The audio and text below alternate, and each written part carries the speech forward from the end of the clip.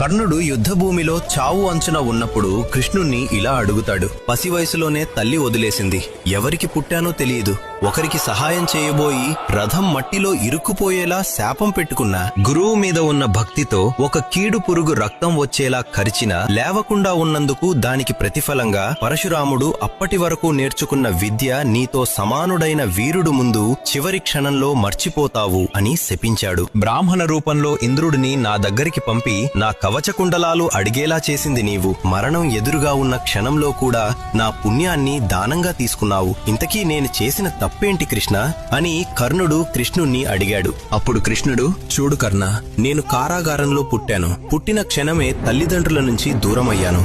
నా సొంత మేనమామే నన్ను చంపడానికి రాక్షసులను పంపించాడు. విధి నన్ను ప్రాణంగా ప్రేమించిన రాధను కూడా వదిలేయాల్సొచ్చింది. కురుక్షేత్ర యుద్ధం వల్ల నా వంశం నాశనమయ్యే శాపం రాబోతుంది అని తెలుసు. అయినా సరే ధర్మం కోసం యుద్ధాన్ని నడిపిస్తున్నాను.